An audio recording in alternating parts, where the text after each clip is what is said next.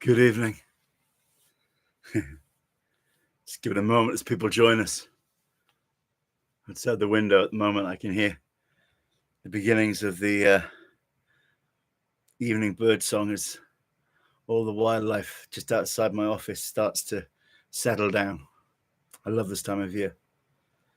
It's a beautiful season while the garden begins to give up some of its produce. We've started to bring just a few bits of the fruit and some of the green gages, and even the occasional pear, and there's some growth showing on the vine that covers the roof outside my window. Just everything feels alive, but at the same time there's a sense of the turning of the seasons. The evenings are getting bit by bit just that little bit shorter. Just a couple of weeks I'll be finishing these Sunday nights after the sun's gone down. An extraordinary, beautiful, privileged time of year it is. A reminder that things change, that things come and they go, that there are seasons for everything, but that God's promise of faithfulness remains. Whatever's going on in the world, He continues to sustain all things. He continues to be faithful to all of His promises. And so, it's been a good week. It's been a week of first fruit and a week of enjoying the slightly cooler temperatures, and dare I say it, a week of smiling slightly as particularly our friends in the States are already back into the school term, but as everybody's going into their back to school cycle. It's also the time of year when I start planning for this year's virtual church holiday in much more detail. And we've got more to tell you about that in the next couple of weeks. We decided this year we'd do again what we did last year, do it as a sort of back to school thing. And so in September, we're going to be sharing that with you.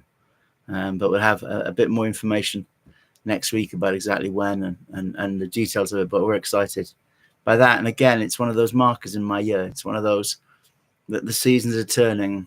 And once we get that out of the way, then in terms of planning, our next thoughts will be Christmas. In fact, I even started doing a little bit of Christmas shopping this week. There's some small things for the small one, because if I leave that to the last minute, then it becomes nearly impossible to achieve. Of course, not all change is natural.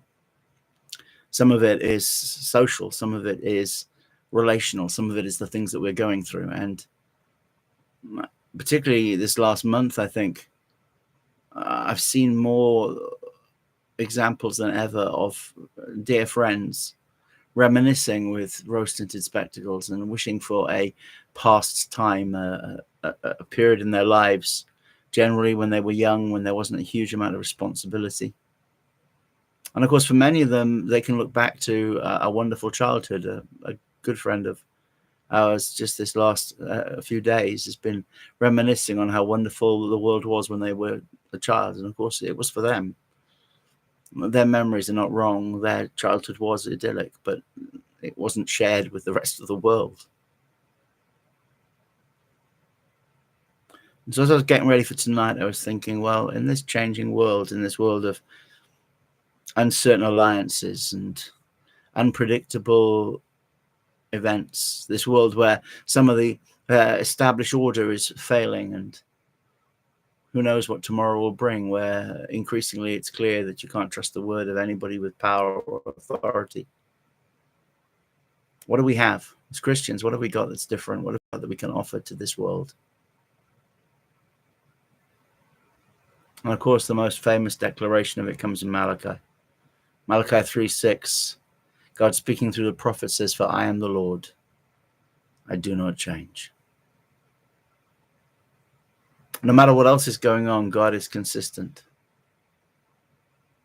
Whatever you read, He was able to do in the Bible, He's able to do it now. However, He says in the Bible, He deals with people, He will deal with you that way now if you choose to let Him. God still delights in those who come to Him in faith. God still loves to reward those who seek Him. God has not changed. And the more I thought about that, the more I began to think about, well, God is unchanging, but we are still impacted by all these changing circumstances. Is there any certainty for us? Is there any confidence for us? Is there anything that tells us that we are not waiting to some future state to suddenly become stable and consistent and calm and at peace and what we're meant to be? Is there something that I can really explain that with? That sense of, because of who he is, our permanence has changed. I guess some of you are probably a long way ahead of me. But just as God never changes, he's promised that three things will remain. You find them at the end of 1 Corinthians 13. 1 Corinthians 13:13 says this: now these three remain, faith, hope, and love. And the greatest of these is love. Faith, hope, and love remain. Of all the things in the world, of all the power that God might bring to bear in the life of his church, of all the miracles, of all the wisdom, of all of the effort, and all of the things that we do for, quite often, for the very best of reasons, the only things that remain, the only things that last, are faith, hope, and love. In some translations it says, now abide. Faith, hope, and love, these three.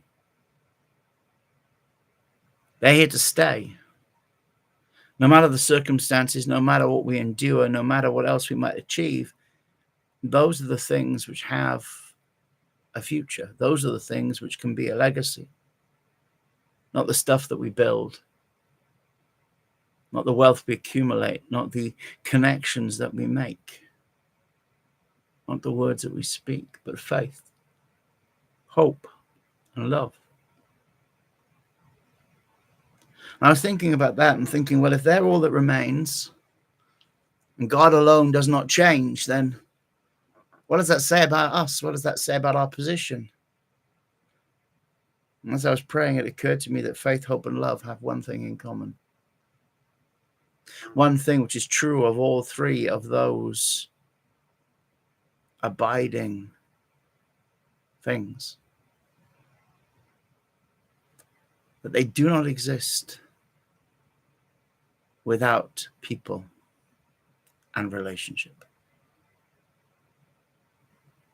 Faith is a trust, a commitment based upon a confidence. It's a giving of ourselves. It is a reliance without regard for any other possibilities, any other sources.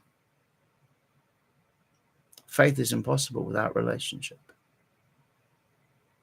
Faith declares a trust without reservation. I believe your promises. I trust your ability to fulfill them and your desire to do it. Faith is, I have confidence in you. And without our relationship to God, there is no faith as such.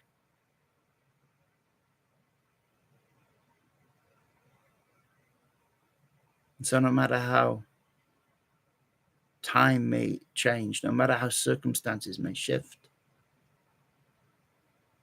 for faith to remain, there must be a God to believe and a people to believe him.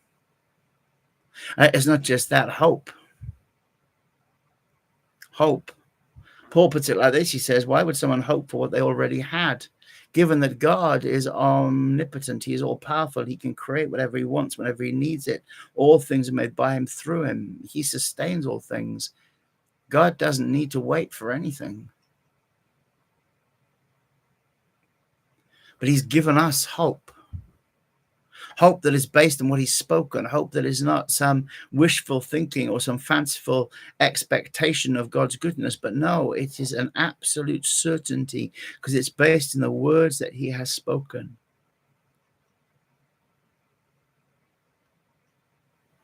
Of these three things remain: faith, hope, love. And so hope requires those who have not got it yet to be waiting for it. And so there is no hope without people. And because we can't bring things about ourselves, that hope is based in the word of God. So there is no hope without relationship.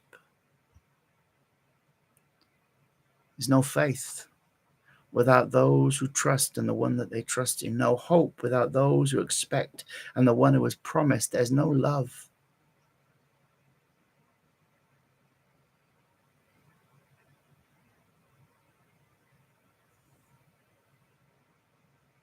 No matter what is going on in the world around us, God's love is not set on bricks and mortar. God's love is not set on mountains and valleys. God's love is set on you and me. And when we love because he first loved us, we love in the same way. And so when I read these verses, I have to accept that the things that remain all find their expression, their being, their existence in God's relationship to us.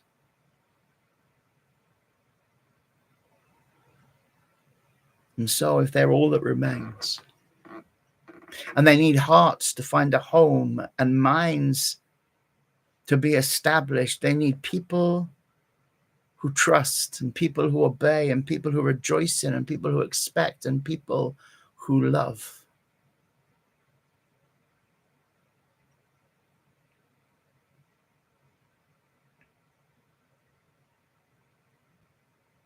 Then my certainty in the God who changes,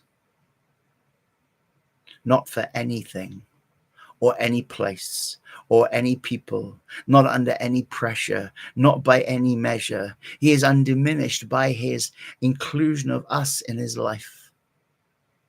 His faithfulness to be merciful to every generation is true now, today. His truth and his wisdom, which are available to us, are enough in these circumstances. And he has made himself available that we might trust him. He has given us great and precious promises in the person of Jesus that we might hope in him. And we love because he first loved us. And so in a world that is shaken all around and circumstances where everything is shifting and you can't know from one day to the next what you're going to find, or when you first engage with the world in the day, when there's wars and rumors of wars and when political systems are breaking down and economies are failing, our God does not change. But because he does not change, the things that he says remains are things that he's invested in people. And so we have the opportunity to remain, to be unchanging, to be steadfast, to be transformed by his power. But the Bible says transformed into his likeness.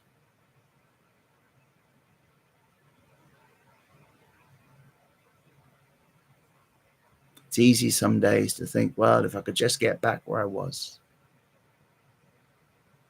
The God who doesn't change is the God who transforms our now and our future.